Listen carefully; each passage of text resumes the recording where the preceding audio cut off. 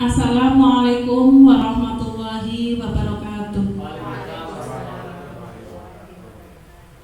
Yang terhormat Ibu Kepala Sekolah SD Negeri 05 Kejene, Ibu Sri Rizki SPD SD, yang kami hormati Bapak Ibu Guru serta staf karyawan SD Negeri 05 Kejene. Pertama-tama marilah kita panjatkan puji syukur kehadirat Allah Subhanahu wa Ta'ala yang telah memberikan rahmat sehat, rahmat dan hidayah kepada kita semua, sehingga kita dapat berkumpul di ruangan SD Negeri 05 Kejene dalam acara diseminasi budaya positif Salon Guru Penggerak Angkatan 10. Yang kedua, marilah kita panjatkan sholawat serta salam kepada Nabi Agung Nabi Muhammad SAW yang kita nantikan syafaatnya di yaumul qiyamah nanti. Saya akan membacakan susunan acara. Yang pertama, pembukaan. Yang kedua, menyanyikan lagu Indonesia Raya. Yang ketiga, sambutan kepala sekolah. Yang keempat, pemaparan calon guru penggerak angkatan 10. Yang kelima, penutup atau doa. Acara yang pertama, pembukaan. Marilah kita buka acara dengan bacaan basmalah. Acara yang kedua, menyanyikan lagu Indonesia Raya. Hadirin dimohon berdiri.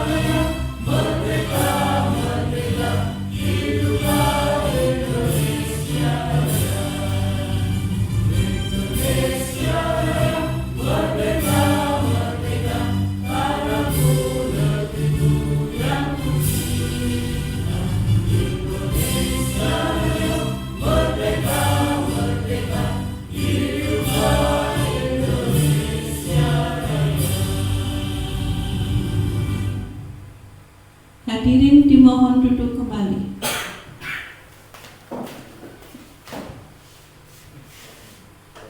Acara yang ketiga, sambutan kepala sekolah. Kepada Ibu Sri Rizki SPD SD kami persilahkan.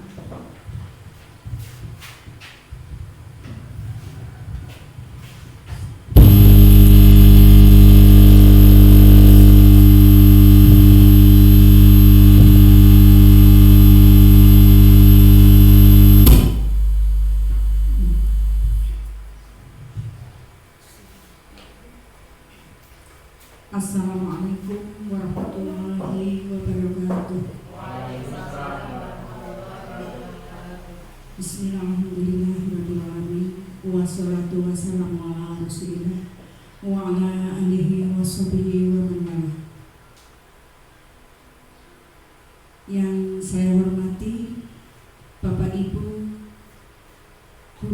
peserta staf SD 5 Kejene yang saya banggakan dan yang sedang berbahagia, calon guru penggerak angkatan 10 SD 5 Kejene Kabupaten Pemalang, Pak Bambang Yoga dan Ibu Lina Farida. Pertama dan utama, marilah kita memanjatkan puji syukur kehadirat Allah Subhanahu wa Ta'ala, yang mana pada siang yang cerah ini kita semua diberi nikmat sehat, nikmat iman, dan insya Allah kita masih tetap juga diberi nikmat Islam. Dengan nikmat sehat, kita di siang hari ini bisa berkumpul dalam acara diseminasi positif calon guru penggerak angkatan 10 SD 5 Kejene. Dan semoga atas ridho Allah juga acara hari ini berjalan dengan lancar tanpa halangan. Kedua kalinya sholawat dan salam senantiasa kita haturkan pada beliau, Nabiullah, Nabi Agung, Nabi yang membawa kita dari zaman jahiliyah ke zaman yang terang.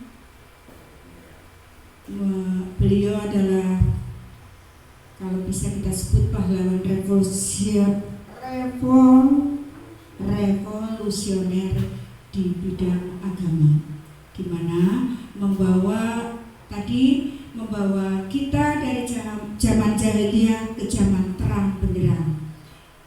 Tanpa beliau kita mungkin saat ini tidak memegang sebuah agama, dan kita alhamdulillah juga diberi agama, memegang agama, yaitu agama yang paling sempurna saat ini, yaitu agama Islam. Dan tak lupa kita tetap berharap syafaatnya dari beliau. Semoga besok kita kelak di hari yaumil kiamah selalu mendapat syafaat dari beliau. Amin amin ya rabbal alamin.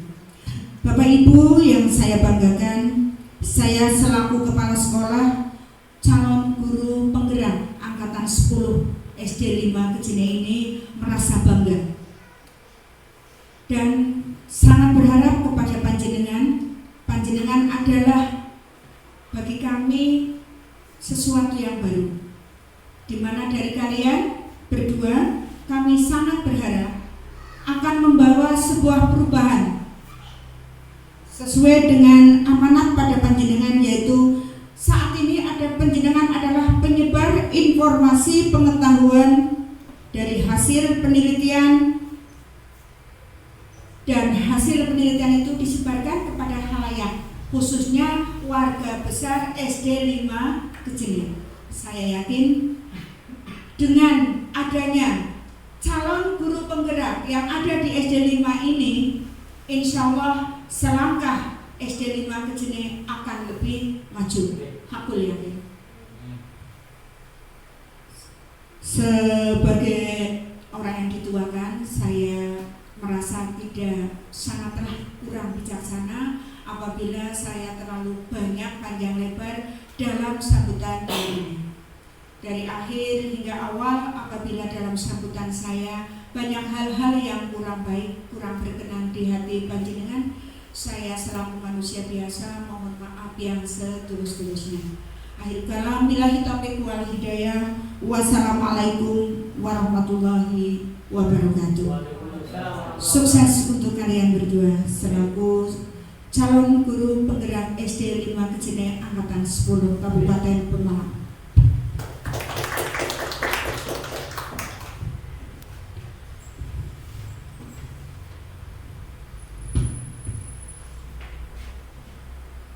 Acara yang keempat, pemaparan calon guru penggerak angkatan 10. Kepadanya dipersilahkan. Warahmatullahi wabarakatuh. Bismillah, alhamdulillah, la haula wa la quwata illa billah, amma ba'du.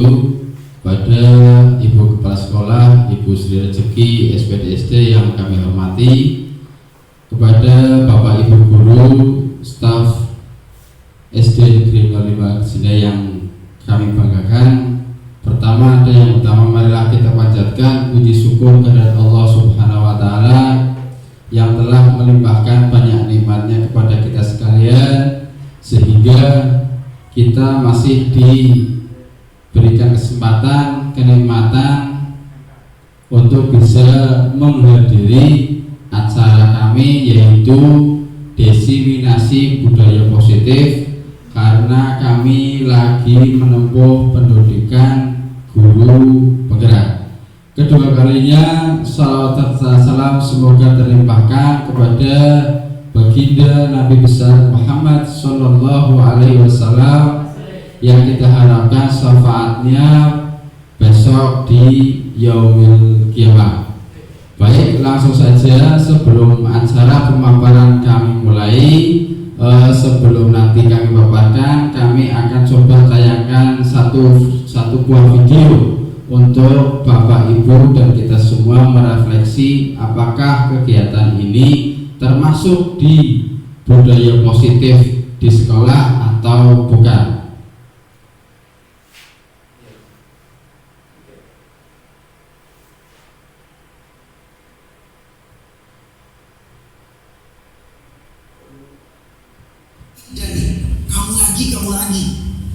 Kamu itu gak kapok-kapok ya, Bapak kasih hukuman. Capek Bapak Dani. Langsung aja, sini tangan kamu. Duduk.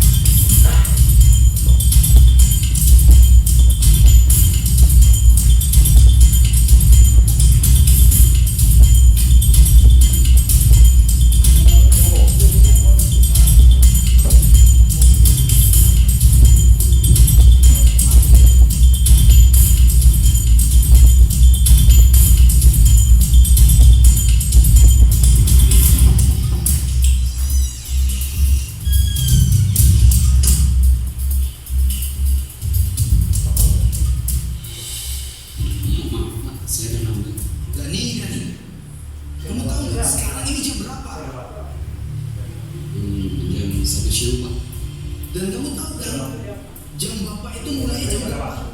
Jam 6:30 Pak. Kamu itu kan kelas siang ya? Kok masih bisa datangnya terlambat? Maaf Pak, sebenarnya saya. Udah, sebagai hukumannya, ulurkan dulu tangan kamu. Ingat ya, yang lainnya jangan mencong badannya. Kalau kayu itu ada nih yang kecil lagi, tahu tempatnya.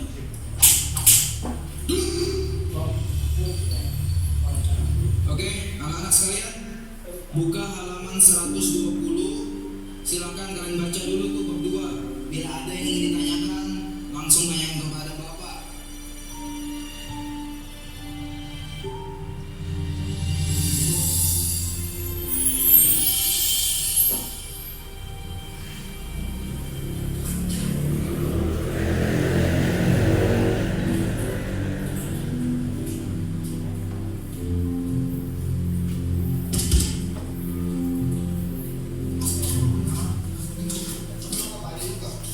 Gak Pak, kenapa kok? Udah, lain kali kalau lewat sini hati-hati ya, jangan nanti ngelicin. Ya Pak, terima kasih. Soalnya saya udah terlambat.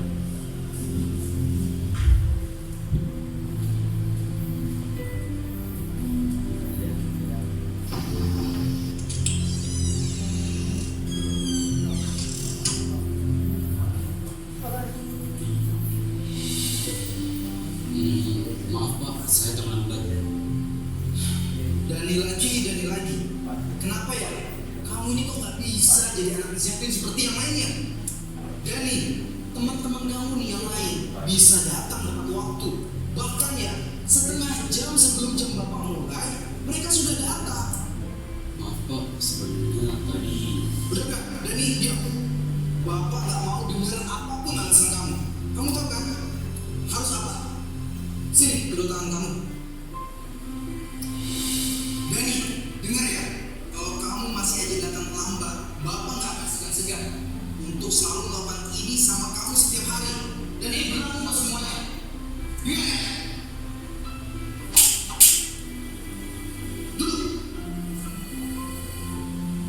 Ya sudah, yang lain perhatikan kembali. Kita lanjutkan pelajaran yang sebelumnya.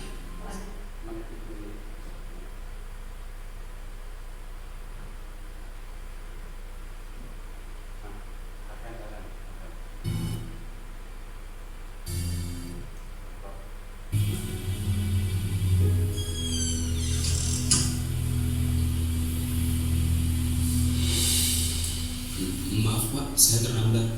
Dani, kamu lagi.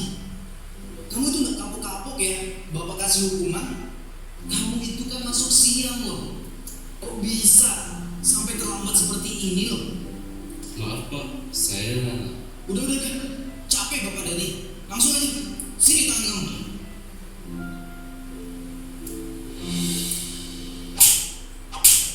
Duduk.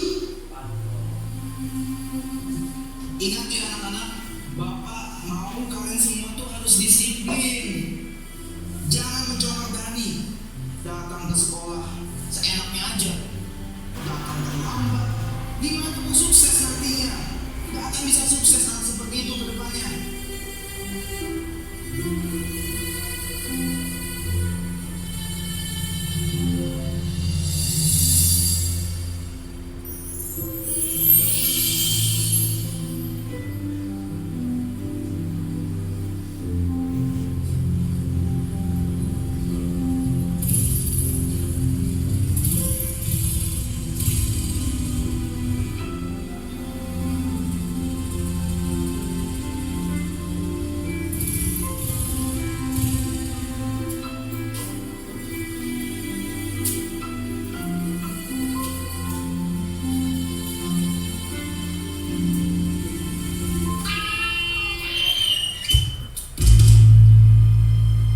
Stop dulu.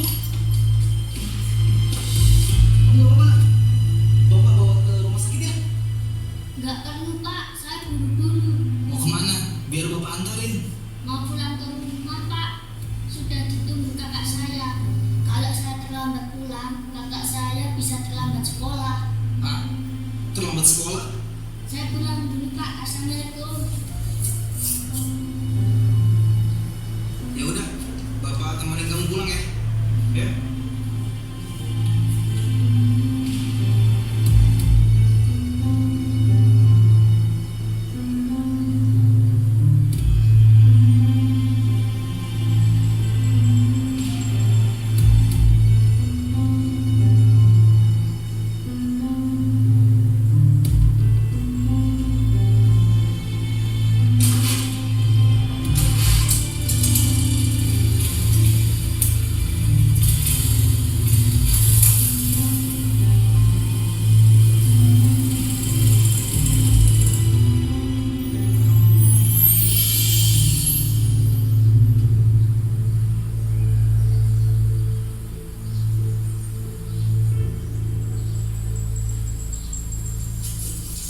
Pak, berhenti Pak.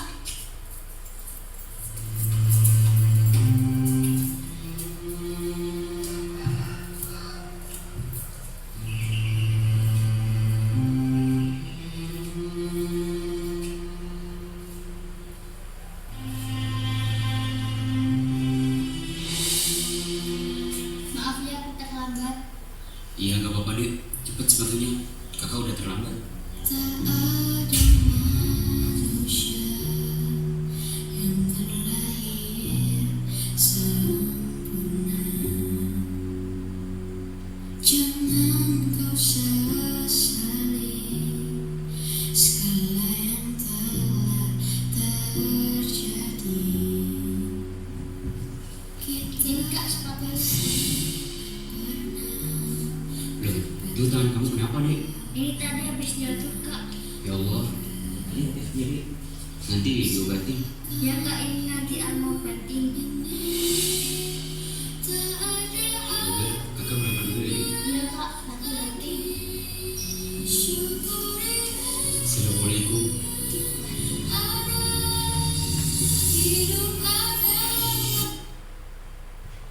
Baik Bapak Ibu, dari video yang sudah saya tayangkan, itu kira-kira refleksi apa yang bisa diambil?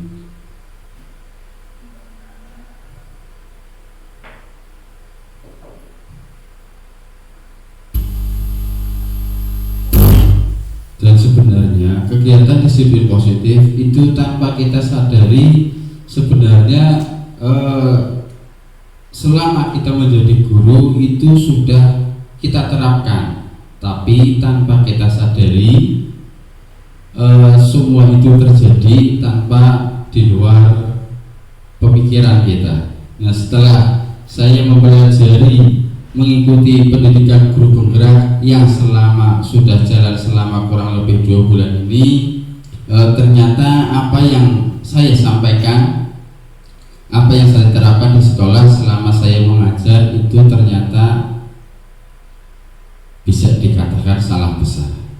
Begitu. Nanti kita akan saya coba jabarkan nanti di pemaparan saya kali ini. Pada slide yang pertama ada pertanyaan pemantik, setuju atau tidak setuju. Yang pertama, hukuman dapat mendisiplinkan anak. Setuju apa tidak? Setuju? Kalau hukuman itu bisa dikatakan bisa mendisiplinkan anak, dan anak itu disiplin pas saat diberi hukuman saja. Seperti itu. Yang kedua, pemberian hukuman dengan hal positif seperti membaca atau membersihkan halaman sekolah dapat meningkatkan disiplin anak. Setuju? Setuju ya? Apalagi kalau misalnya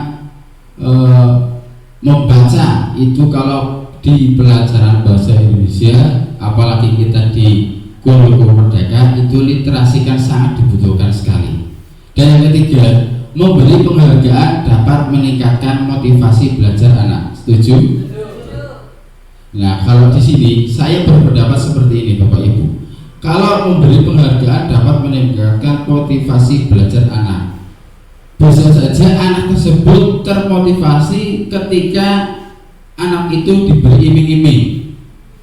Tapi seketika anak itu tidak diberi hadiah atau apapun, itu bisa saja anak itu tidak termotivasi. Selanjutnya Pak, kalau pengertian budaya positif sendiri itu adalah perwujudan dari nilai-nilai atau keyakinan universal yang diterapkan di sekolah. Pertama itu, kalau sekolah itu mencakup tata tertib, lalu keyakinan kelas. Selanjutnya Pak, konsep-konsep inti untuk menciptakan budaya positif. Yang pertama yaitu disiplin positif, yang tadi mungkin sekelumit dari video yang saya tampilkan. Yang selanjutnya yaitu motivasi dan perilaku manusia. Yang ketiga, keyakinan kelas atau sekolah. Yang keempat, kebutuhan dasar manusia. Yang kelima, posisi kontrol seorang guru. Dan yang keenam, segitiga restitusi.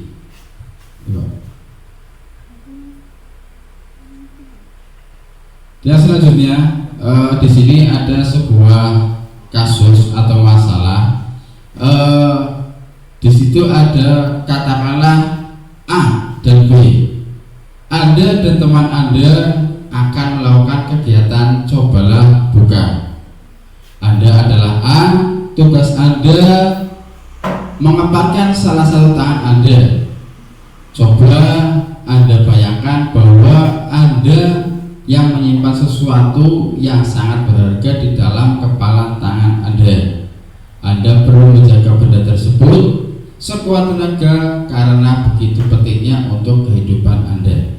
Nah, sekarang tugas B teman Anda adalah mencoba dengan segala cara untuk membuka kepala tangan Anda, yaitu bisa dengan membujuk, mengherdik, memarahi, menggoda dan mengkritik, bahkan menawari Anda uang agar Anda bersedia membuka kepala tangan Anda. Nah, sebenarnya dari sini itu sudah mulai ada gambar belum tentang video yang tadi saya sampaikan. Kalau di paparan di sini, apapun yang Anda lakukan untuk membujuk A, untuk membuka tangannya, itu sebenarnya tergantung kontrol diri kita masing-masing. Bagaimanapun itu cara kita membujuknya ataupun sekali memberikan hadiah atau apapun, itu tergantung pada kontrol diri kita masing-masing. Selanjutnya Pak,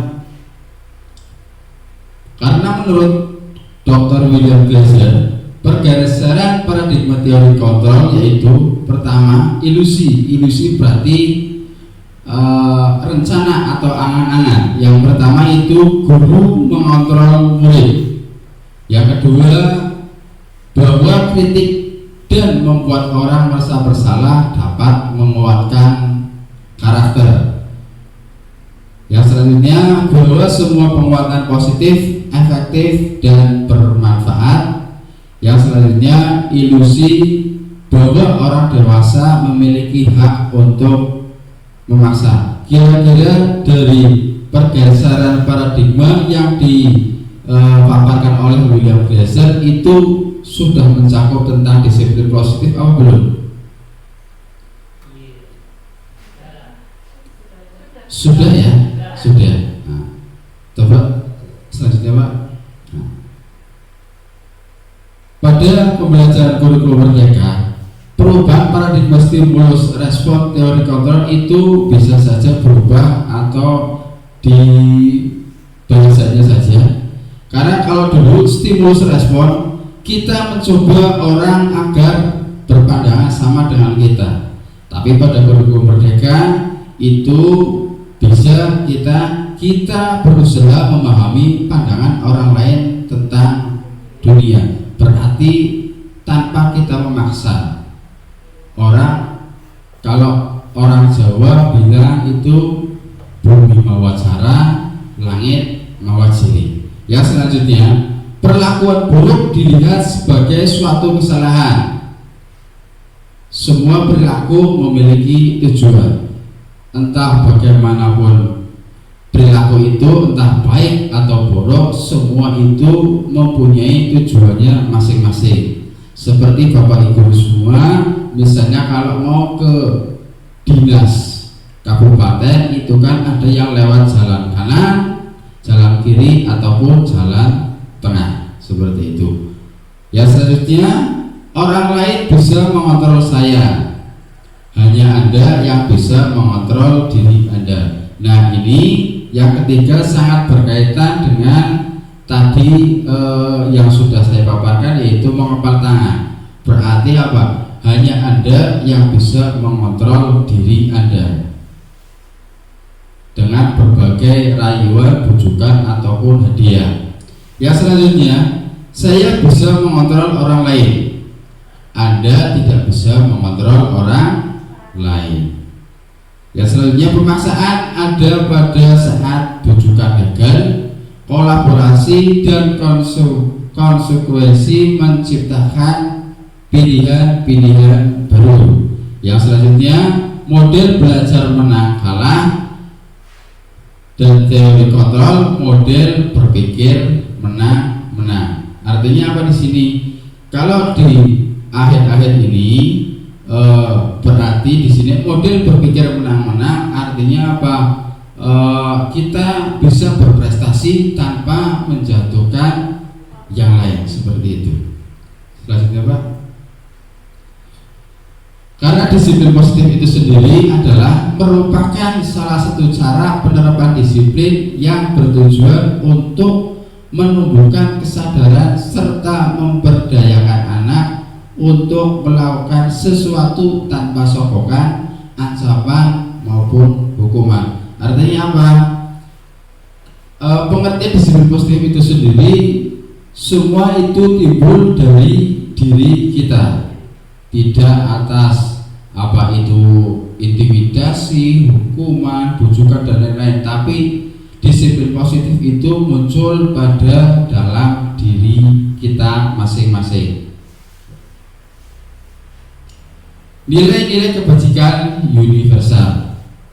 Nilai-nilai kebajikan adalah sifat positif manusia yang merupakan tujuan mulia yang ingin dicapai setiap individu. Nilai-nilai tersebut bersifat universal dan lintas bahasa, suku, bangsa, agama maupun latar belakang. Kalau menurut Dr. William Glasser, setiap perilaku perbuatan memiliki suatu tujuan, entah itu tujuan baik ataupun buruk, semua itu mempunyai tujuan. Ya, selanjutnya dengan mengaitkan nilai-nilai kebajikan yang diyakini seorang, maka motivasi intrinsik akan terbangun sehingga menggerakkan motivasi dari dalam untuk dapat mencapai tujuan mulia yang diinginkan. Itu menurut Gosen. Nilai-nilai kebajikan yang ingin dicapai oleh setiap anak Indonesia kita kenal dengan profil pelajar Pancasila seperti apa yang sudah kita terapkan di SD 05 Kejene, yaitu yang sudah berjalan kelas 1, 2, 4, dan 5. Nilai-nilai profil pelajar Pancasila yaitu yang pertama beriman, bertakwa kepada Tuhan Yang Maha Esa dan berakhlak mulia. Kalau yang ini harusnya sudah mencakup semuanya: berkebinekaan global, bergotong royong, mandiri, kreatif, dan bernalar kreatif. Karena dari keenam ini diambil dari bangsa Indonesia yang berkebinekaan global.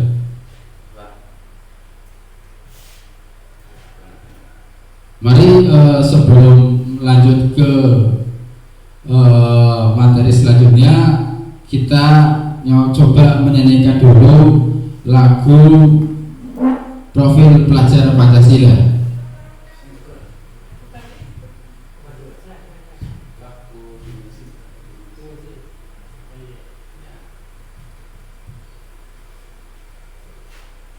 Sebelumnya untuk bisa menambah keyakinan kita dalam melakukan pembelajaran. SPD JGP sahabat semuanya akan melaksanakan aksi nyata mengusaha titik 3. Salam sejahtera untuk kita semua. Nah, semuanya, alhamdulillah sehat luar biasa. Nah, hari ini Ibu akan mengajak kalian untuk bersama-sama menyanyikan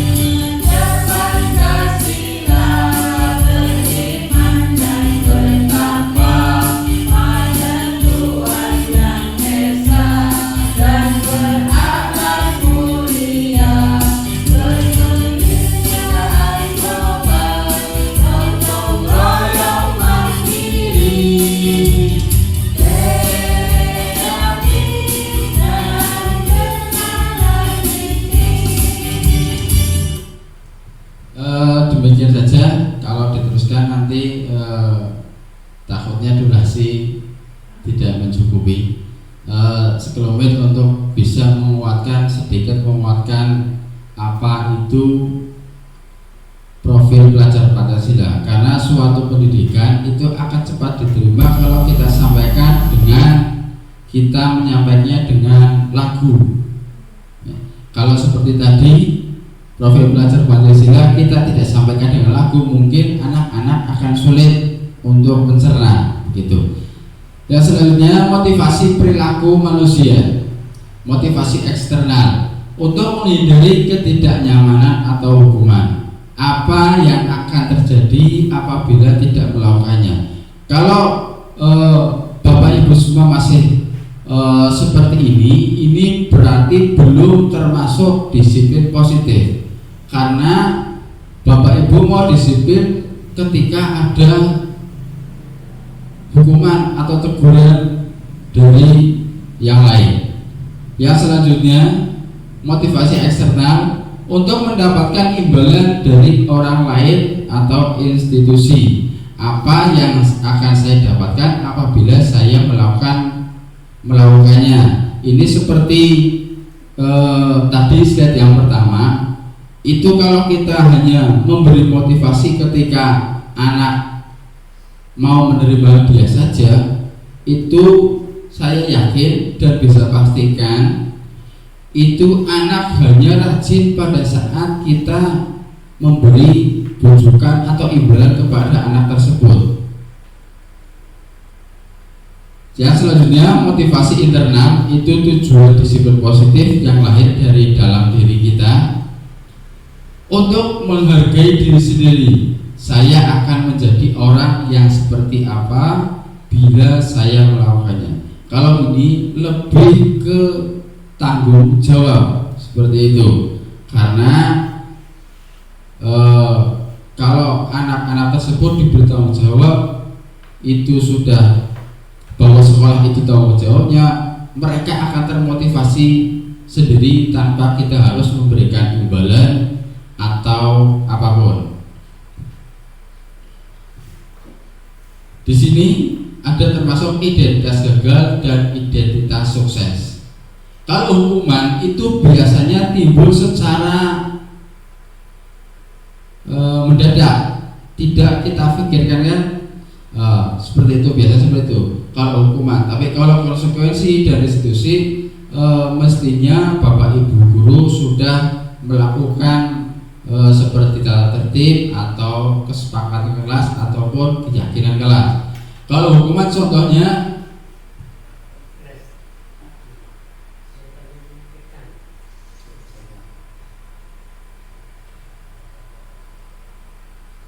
sesuatu yang menyakitkan harus terjadi. Ini biasanya terjadi pada saat kita memberi hukuman. Nah, anak tersebut mestinya kalau kita memberi hukuman itu akan terasa sakit dan mengena, karena hukuman itu bisa saja menyakiti perasaannya, terus bisa saja anak itu mengingat terus sampai dia dewasa. Tapi kalau sudah dibuat konsekuensi, biasanya sesuatu harus terjadi. Kalau konsekuensi berarti semua itu sudah ada peraturannya. Nah, kalau restitusi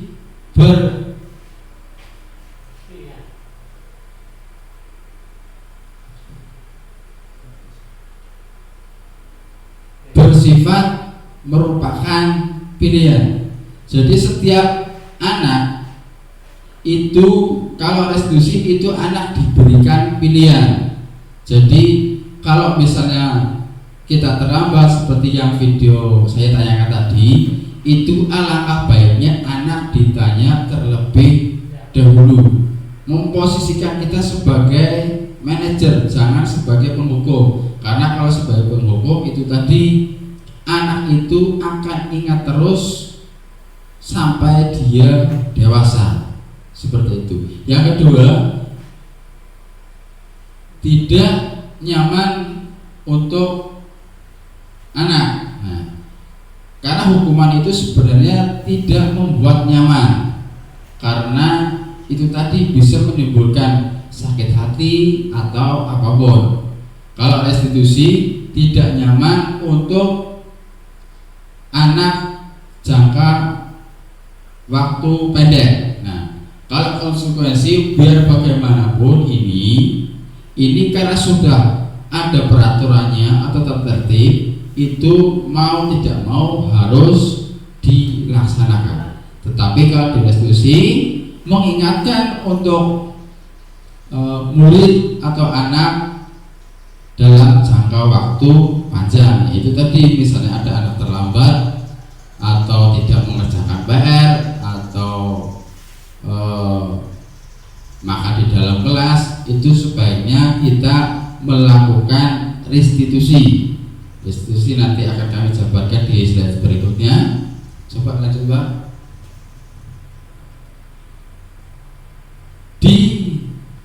Tadi yang sudah dibahas bareng-bareng antara perbedaan antara hukuman dan konsekuensi.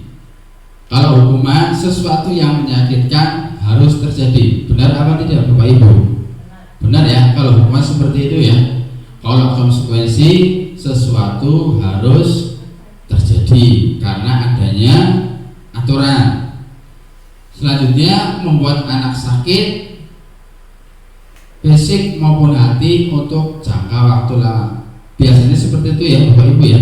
Kalau kita menghukum anak itu biasanya seperti itu, karena itu akan membekas sampai nanti anak itu beranjak dewasa. Tetapi kalau konsekuensi membuat anak merasa tidak nyaman dalam jangka waktu pendek, misalnya anak tersebut masih sekolah SD, itu mereka mungkin akan terbebani atau tidak nyaman dengan peraturan yang SD buat, seperti itu. Yang selanjutnya anak membenci kedisiplinan, benar apa tidak Ibu? Anak membenci kedisiplinan karena kedisiplinan itu membuat tidak nyaman ataupun membuat sakit hati. Yang selanjutnya anak menghargai disiplin. Nah, ini yang perlu kita garis bawahi. Anak menghargai disiplin, tapi seketika anak itu sudah tidak sekolah ataupun sudah hidup bebas, itu anak akan merasa terbebaskan. Selanjutnya Pak, 9 ciri-ciri restitusi. Yang pertama, 1, bukan untuk menebus kesalahan, namun untuk belajar dari kesalahan. Betul seperti itu ya Bapak Ibu ya. Karena restitusi kalau tidak seperti ini namanya bukan restitusi, tapi itu lebih ke hukuman. Yang kedua, memperbaiki hubungan. Yang ketiga, tawaran bukan paksaan. Seperti tadi Bapak Ibu menggenggam telapak tangan, itu walaupun kita dibujuk atau diberi hadiah sekalipun, Bapak Ibu tetap pada pendiriannya. Yang selanjutnya, restitusi menuntut untuk melihat ke dalam diri. Berarti ini lebih ke tanggung jawab kita, bukan tidak terpaku karena adanya peraturan ataupun tata tertib dan keyakinan kelas. Yang selanjutnya, restitusi mencari kebutuhan dasar yang mendasari tindakan, yaitu di sini kita bisa menjadi pemantau. Anak itu mengapa melakukan kesalahan atau melanggar apapun, itu sebaiknya kita jadi pemantau dulu, baru nanti kita tanyakan. Yang selanjutnya, restitusi diri adalah cara yang paling baik. Yang nomor 7, restitusi fokus pada karakter bukan tindakan. Ini seperti pemikiran KHD ya. Yang selanjutnya nomor 8, restitusi fokus pada solusi. Yang ke-9, restitusi mengembalikan murid yang berbuat salah pada kelompoknya. Sebenarnya 9 ciri restitusi ini sesuai dengan pemikiran Ki Hajar Dewantara. yang mengibaratkan murid itu sebagai benih yang harus kita jaga, harus kita rawat, kita arahkan minat bakatnya sesuai dengan kodrat alam dan kodrat zamannya. Karena mungkin ada benih yang dibiarkan saja, ada yang tumbuh dengan baik, tapi ada juga benih yang dirawat terus baru dengan baik bisa tumbuh dengan baik. Selanjutnya Pak, berdasarkan tabel di atas, berikut adalah penjelasan tentang hukuman, konsekuensi, dan restitusi. Yang pertama, hukuman tidak terencana, bersifat satu arah, bisa berupa hukuman fisik, psikis, ataupun kata-kata kasar. Itu karena hukuman biasanya mungkin secara tidak sadar saya ataupun bapak ibu guru semua itu menghukum anak, karena kemungkinan penghukuman itu karena timbul biasanya yang pertama timbul dari diri kita secara emosional. Mungkin diri kita itu ada masalah di rumah atau apapun. Yang selanjutnya, konsekuensi bersifat terencana. Bentuk-bentuk konsekuensi dibuat oleh pihak sekolah. Biasanya seperti itu Bapak Ibu ya. Karena konsekuensi itu hubungannya, kaitannya dengan tata tertib sekolah. Kemudian restitusi, proses menciptakan kondisi bagi murid untuk memperbaiki kesalahan mereka sehingga bisa kembali pada kelompok mereka dengan karakter yang lebih kuat. Jadi misalnya ada masalah apapun di sekolah ataupun dimanapun, sebaiknya kita melakukan restitusi tanpa kita memberi hukuman dan konsekuensi kepada anak tersebut. Nah, sekarang ada contoh tindakan guru, hukuman atau konsekuensi menurut Bapak Ibu. Mencatat 100 kali dalam buku kalimat "saya tidak akan terlambat", itu termasuk hukuman atau konsekuensi? Kalau dilihat bisa jadi hukuman ataupun konsekuensi, tergantung bagaimana kita membuat keyakinan kelasnya. Kalau membuat keyakinan kelas, saya tidak akan terlambat lagi, itu mungkin bisa sangat bermanfaat di pelajaran bahasa Indonesia karena melatih anak untuk menulis. Selanjutnya, lari mengelilingi lapangan basket 2 kali karena terlambat hadir di sekolah. Hukuman apa konsekuensi? Hukuman. Tapi kalau ini di pelajaran PJOK atau olahraga, ini adalah sebuah konsekuensi. Yang selanjutnya, menggantikan kertas tugas teman yang telah dicoret-coret. Ini hukuman apa konsekuensi? Konsekuensi. Membersihkan tumpahan air di meja tulis karena tersenggol pada saat belajar. Konsekuensi.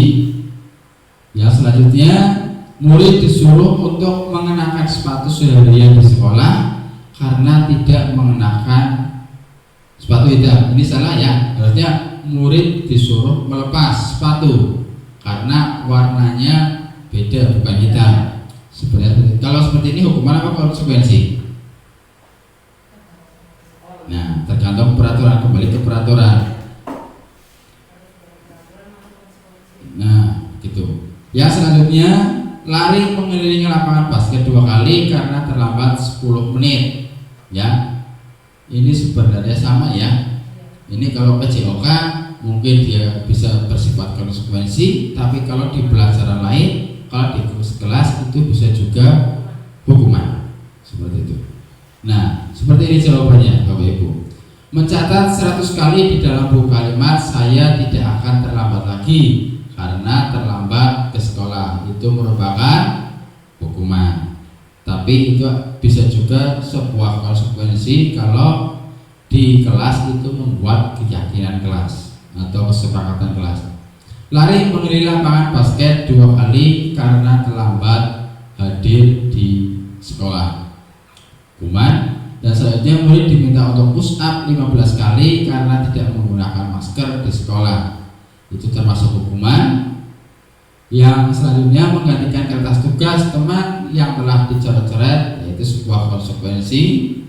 Membersihkan tumpahan air di meja tulis karena tersenggol pada saat belajar, itu sebuah konsekuensi. Yang selanjutnya murid disuruh untuk mengenakan sepatu seharian di sekolah karena tidak mengenakan sepatu hitam, itu hukuman. Yang selanjutnya lari mengelilingi lapangan basket 2 kali karena terlambat 10 menit untuk pelajaran PJOK, yaitu sebuah konsekuensi. Selanjutnya Pak. Nah, ini mungkin ada hubungannya dengan tadi karena dihukum dengan penghargaan. Yang pertama, pengaruh jangka pendek, jangka panjang. Selanjutnya penghargaan tidak efektif. Yang selanjutnya penghargaan merusak hubungan, penghargaan mengurangi ketepatan, penghargaan mengurangi kualitas, dan penghargaan mematikan kreativitas. Berarti anak bisa disiplin karena penghargaan itu sangat bisa dikatakan kurang efektif, karena anak tersebut mau disiplin ketika diberi penghargaan saja. Ketika tidak diberi penghargaan, anak tersebut tidak disiplin, seperti itu.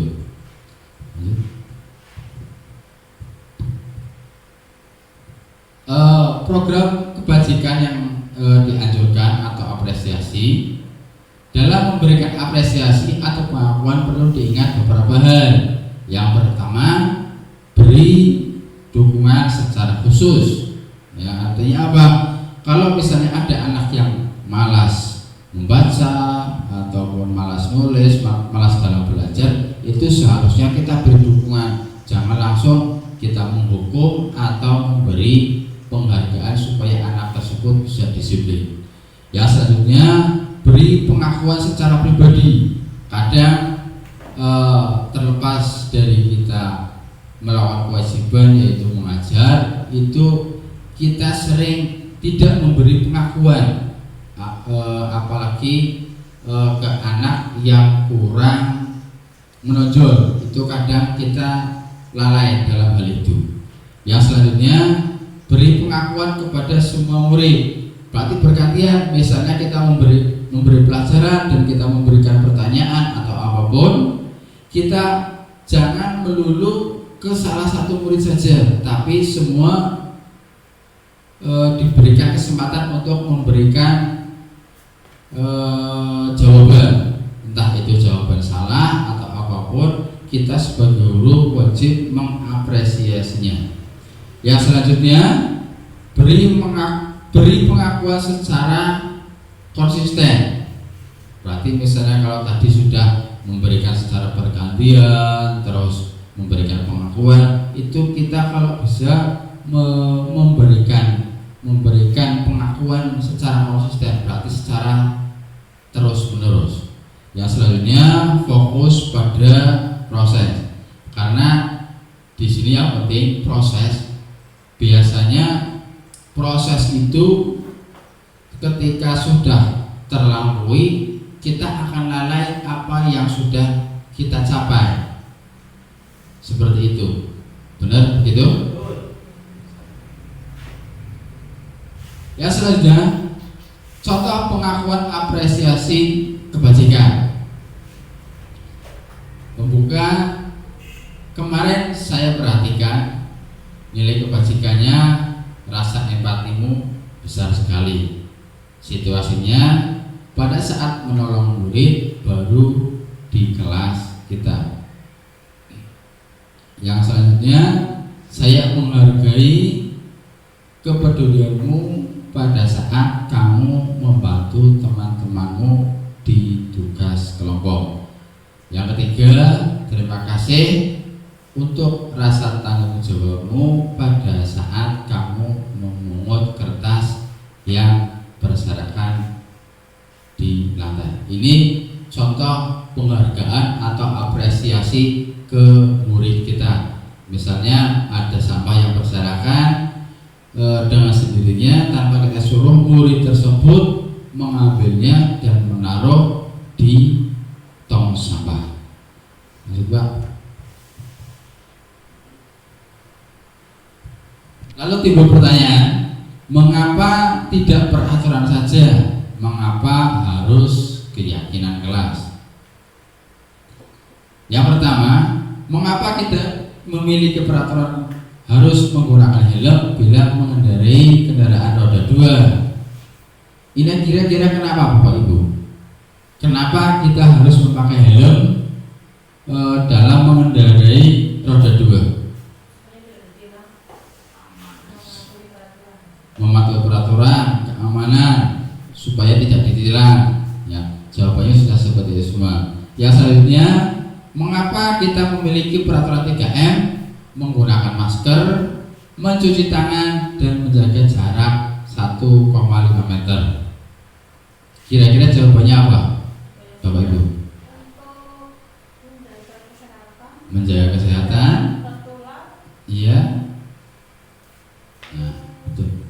Selanjutnya, mengapa kita memiliki peraturan harus datang tepat waktu pada saat mengikuti pelatihan?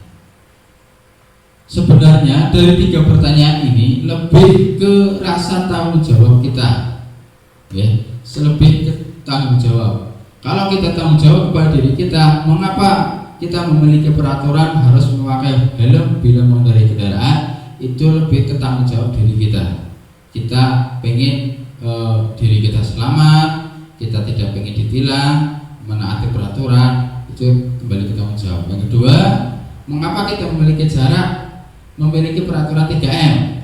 Karena itu tadi, kembali ke tanggung jawab, menjaga kebersihan, terus menjaga kesehatan, dan lain-lain. Dan yang ketiga, mengapa kita memiliki peraturan harus datang tepat waktu pada saat mengikuti pelatihan, supaya kita bisa fokus dalam mempelajari pelatihan tersebut. Seperti itu. Nah, perbedaan peraturan kelas dan keyakinan kelas. Peraturan biasanya dibuat oleh guru bersifat satu arah. Yang selanjutnya, keyakinan kelas dibuat berdasarkan kesepakatan antara guru dan siswa bersifat universal. Biasanya kalau peraturan itu dibuat satu arah, ya, biasanya itu dibuat secara musyawarah mufakat, tetapi itu bentuknya sifatnya satu arah. Tapi kalau keyakinan kelas itu dibuatnya 2 arah antara guru dan siswa. Berarti nanti guru menawarkan keyakinan kelasnya seperti apa, nanti murid bisa menulisnya di sticky note atau bisa menuliskan di selembaran kertas, lalu dikumpulkan, lalu guru tersebut merumuskan atau merangkum keyakinan kelas yang sesuai dengan kondisi kelas masing-masing. Ayo, Pak. Prosedur pembentukan keyakinan kelas atau sekolah. Yang pertama, persilakan warga sekolah atau siswa untuk mencurahkan ide tentang peraturan yang akan disepakati. Itu tadi, Bapak Ibu bisa menerapkannya ke anak didiknya. Contohnya bisa dengan mereka menuliskan sesuatu tentang ide atau apapun atau gagasan, lalu kita dikumpulkan atau kita bisa merangkum, merumuskannya menjadi keyakinan kelas. Yang kedua, mencatat semua masukan, berarti masukan dari semua murid. Yang selanjutnya, mengganti kalimat negatif menjadi positif. Selanjutnya, tinjau kembali curahan pendapat yang terkumpul dan susun menjadi keyakinan kelas atau sekolah. Meninjau dan menyetujui, dan yang terakhir keyakinan kelas ditempel di dinding kelas masing-masing. Selanjutnya, Pak.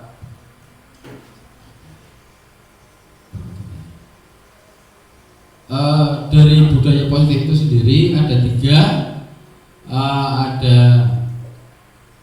lingkungan positif, keyakinan kelas, dan peraturan kelas. Sekarang ada pertanyaan lagi. Ada peraturan. Selalu kembalikan buku ke tempatnya. Yang kedua, dilarang mengganggu orang lain. Yang ketiga, hadir di sekolah 15 menit sebelum pembelajaran. Yang selanjutnya dilarang melakukan kekerasan. Yang selanjutnya dilarang menggunakan narkoba, bergantian atau menunggu giliran, gunakan masker, dan jangan berlari di kelas atau koridor.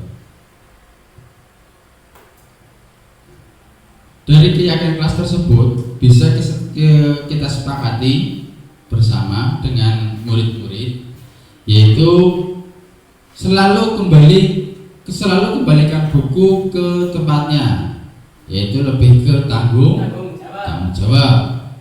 Kalau dilarang mengganggu orang lain, menghormati orang lain ataupun etika. Yang selanjutnya, hadir di sekolah 15 menit sebelum pembelajaran dimulai, menghormati orang lain dan berkomitmen karena ada satu peraturan atau tata tertib sekolah.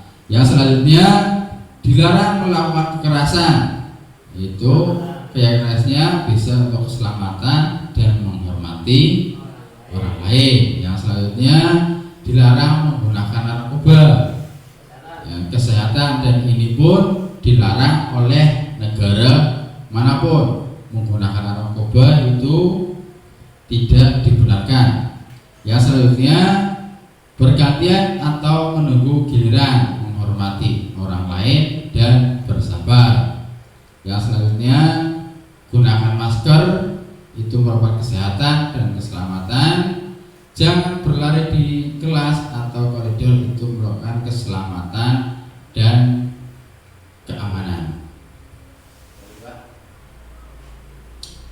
5 posisi kontrol yang diterapkan dalam pendidikan guru penggerak itu ada menghukum, membuat orang merasa bersalah, teman, pemantau, ataupun manajer.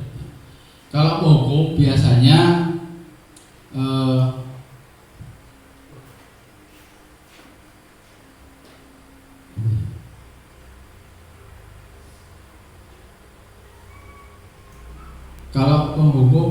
itu menghardik, merujuk atau nyinyir. Ya, kalau membuat orang merasa bersalah itu guru biasanya seharusnya kamu tidak begini. Terus bisa saja bapak kecewakan, berarti anak itu bisa merasa bersalah. Kalau kita memposisikan sebagai teman, itu mengeluarkan alasan-alasan untuk muridnya, ya. Jadi kita ajak ngobrol, terus diberi pertanyaan atau apapun. Kalau sebagai pemantau, menghitung dan mengukur, berarti kita tidak langsung memberikan hukuman, konsekuensi atau apapun, tapi kita memantau dulu anak itu sebenarnya mau bagaimana. Karena kalau misalnya anak itu melakukan kesalahan, anak itu mempunyai tujuan masing-masing. Kalau kita menempatkan sebagai manajer, kita mengajukan pertanyaan-pertanyaan kepada anak tersebut yang melakukan kesalahan. Lanjut, Pak.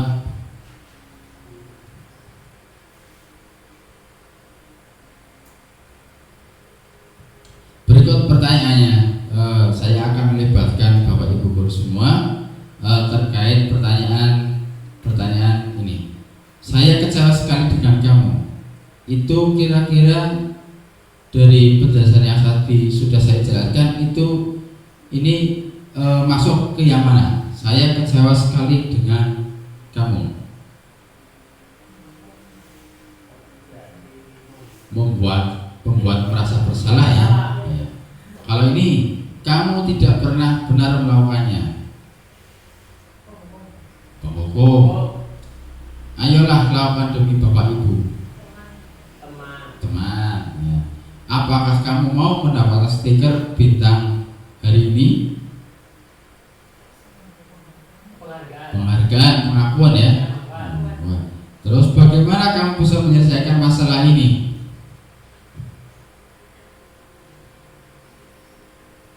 Kira-kira bagaimana?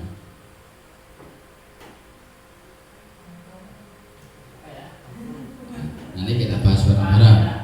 Nah selanjutnya kamu selalu yang paling terakhir. Ya, kita bisa lihat jawabannya. Nah, ini dia.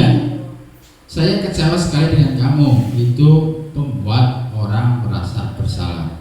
Berarti dengan kita ngomong seperti ke anak, ke murid, itu bisa saja murid itu merasa bersalah. Yang selanjutnya, kamu tidak pernah benar melakukannya. Itu menghukum. Nah, ini sangat tidak disarankan karena ini bisa saja membekas dan menyakiti hati murid. Ini bisa saja menurunkan semangat belajar anak. Ya selanjutnya, ayolah lakukan demi bapak ibu. Itu sebagai teman. Apakah kamu mau mendapatkan stiker bintang hari ini? Itu sebagai memantau. Jadi kita tidak langsung menghukum ataupun memberi konsekuensi ke anak tersebut. Yang selanjutnya, bagaimana kamu bisa menyelesaikan masalah ini? Yaitu sebagai manajer. Dan selanjutnya, kamu selalu yang paling terakhir itu hukuman. Yang tidak disarankan itu sebagai penghukum, ya, karena biasanya penghukum itu bisa menimbulkan yang dihukum itu merasa sakit hati, merasa kurang termotivasi, jadi hilang semangat untuk belajar. Begitu, Pak. Nah, dari pemaparan itu sebenarnya anak itu membutuhkan kebutuhan dasar. Yang pertama bertahan hidup, yang kedua kasih sayang dan rasa diterima, penguasaan, kesenangan dan kebebasan. Lanjut, Pak.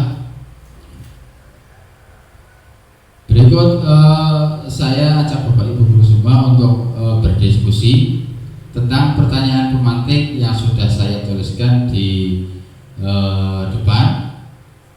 Yang pertama, aku senang main kejar-kejaran dengan ibu guru. Seru, itu termasuk mana? Kesenangan. Yang kedua, ibu kejar aku karena ibu guru sayang aku.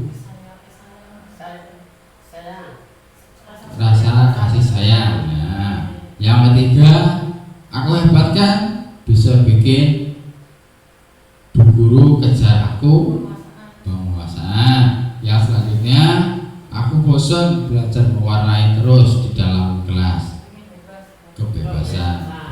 Coba lanjutnya, Pak. Dari pertanyaan tersebut bisa kita simpulkan di segitiga restitusi apabila ada anak didik, Bapak Ibu guru semua melakukan kesalahan, ya, itu bisa kita dengan cara membuat segitiga restitusi. Yang pertama, dengan kita memberi keyakinan stabilitas, yaitu memberi keyakinan setiap orang pasti pernah melakukan kesalahan. Seperti itu. Beri keyakinan terlebih dahulu supaya anak tersebut itu ketika melakukan kesalahan tidak gampang menyerah, karena keberhasilan itu pasti selalu gagal dulu. Yang selanjutnya, kamu bukan satu-satunya yang pernah gagal. Berarti memberikan keyakinan lebih ke anak tersebut yang melakukan kesalahan atau kegagalan. Yang selanjutnya, validasi kebutuhan. Bapak Ibu bisa memvalidasi kebutuhan anak tersebut. Misalnya kalau anak tersebut terlambat atau tidak mengerjakan baik atau apapun, itu memberi validasi kebutuhan dulu ke anak tersebut, yaitu kamu tentu punya alasan mengapa melakukan itu. Jangan langsung menghukum atau memberikan konsekuensi, tapi kita alangkah baiknya memberikan langkah-langkah ini. Yang selanjutnya, adakah cara yang lebih efektif untuk mendapatkan apa yang kamu butuhkan, seperti itu. Lalu langkah selanjutnya, menstabilkan identitas.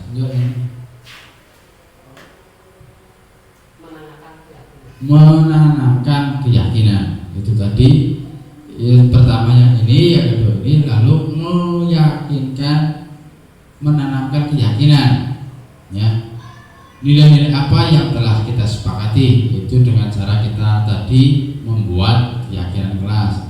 Kamu ingin menjadi orang seperti apa, itu bisa kita lakukan ketika ada murid yang melakukan kesalahan atau melanggar keyakinan kelas. Itu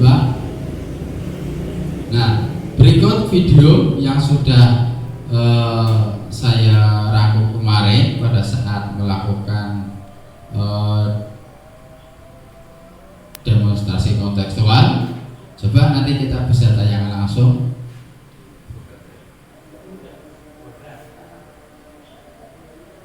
Coba kita lihat bersama-sama. Perkenalkan, nama saya Bapak Pranoto, calon guru penggerak angkatan 10 dari Kabupaten Malang.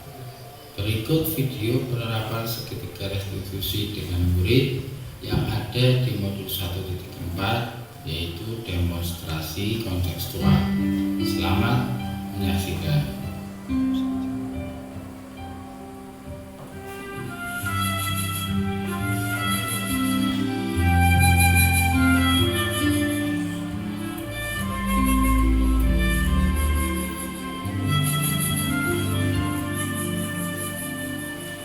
Setiap manusia di dunia pasti punya kesalahan. Mengapa kalian berantem?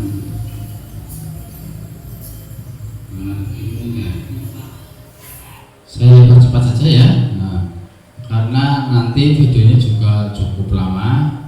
Yang intinya dari semua itu, harusnya kita melakukan restitusi dulu, tidak langsung memberikan hukuman kepada anak tersebut, yaitu dengan itu tadi melakukan restitusi tadi 3, memvalidasi identitas, terus memvalidasi kebutuhan dan memberikan keyakinan. Yang pertama, menstabilkan identitas. Guru berkata, berbuat salah itu hal yang manusiawi, tidak ada manusia yang sempurna. Bapak Ibu juga pernah membuat salah. Kita pasti bisa menyelesaikan permasalahan ini. Bapak Ibu, kita tertarik untuk mencari tahu siapa yang benar, siapa yang salah. Bapak Ibu lebih tertarik untuk menyelesaikan masalah. Kalau kamu menyalahkan dirimu sendiri, apakah kamu bersikap baik pada dirimu? Yang selanjutnya, menstabilkan identitas. Berbuat salah itu hal yang manusiawi, tidak ada manusia yang sempurna. Bapak Ibu juga pernah berbuat salah. Kita pasti bisa menyelesaikan permasalahan ini. Seperti ini ya Bapak Ibu ya, contohnya.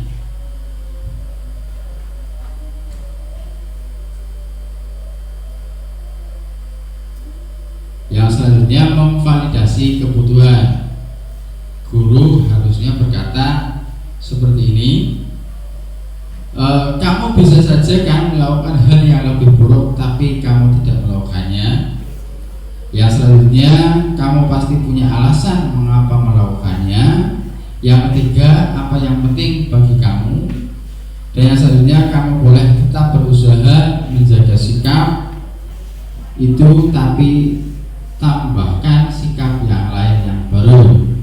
Yang selanjutnya, maukah kamu belajar secara lain untuk mendapatkan yang kamu butuhkan tanpa harus memukul. Yang selanjutnya, apakah kamu bisa melakukan dengan lebih baik besok lagi. Lanjutnya Pak. Dan setelah 2 langkah itu, guru menanyakan keyakinan. Di antaranya, apa nilai yang kita percaya di sekolah atau di kelas kita. Yang selanjutnya, nilai-nilai universal apa yang telah kita sepakati. Kelas yang ideal itu seperti apa sih? Dan yang terakhir, kamu ingin jadi anak seperti apa? Apa yang kamu rasakan ketika kamu melakukan itu? Kamu menjadi orang yang seperti apa kira-kira? Lanjut Pak. Nah, ini ice breaking ya sebelum saya tutup, tapi bisalah untuk melemaskan otot dan pikiran kita. Coba bareng-bareng Bapak Ibu, coba bisa sambil berdiri atau duduk saja, tapi kita lemaskan akan berdiri boleh ya? Berdiri, yuk. Kita bisa kan Bapak Ibu ya? Yuk. 1, 2, 3. 1 jari kanan, 1 jari kiri, digabung jadi 2, jadilah jembatan. 2 jari kanan, 2 jari kiri, digabung jadi 4, jadilah kamera cekrek. 3 jari kiri, 3 jari kiri, digabung jadi 6, jadilah menara tinggi. 4 jari kanan, 4 jari kiri, digabung jadi 8, jadilah kelinci lompat. 5 jari kanan, 5 jari kiri, digabung jadi 10, jadi tepuk tangan. Hore. Ya, demikian terima kasih kami ucapkan ke Bapak Ibu guru semua audiens. Tapi sebelum tutup, saya akan sedikit memberi pantun. Main violin suaranya indah. Ulangi ya, biar bareng-bareng. Main violin suaranya indah. Dapat undangan ke pesta nikah. Mari disiplin dalam ibadah agar besok mendapatkan berkah. Terima kasih, kami mohon maaf atas segala kekurangan. Wassalamualaikum warahmatullahi wabarakatuh.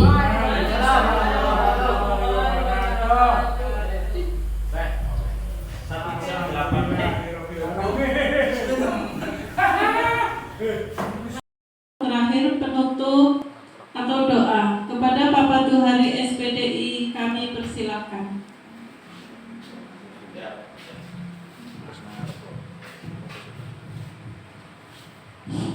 Assalamualaikum warahmatullahi wabarakatuh. Al-Fatihah. Bismillahirrahmanirrahim. Alhamdulillahirabbil alamin arrahmanirrahim maliki yaumiddin. Iyyaka na'budu wa iyyaka nasta'in ihdinas siratal mustaqim siratal ladzina an'amta 'alaihim ghairil maghdubi 'alaihim waladdallin.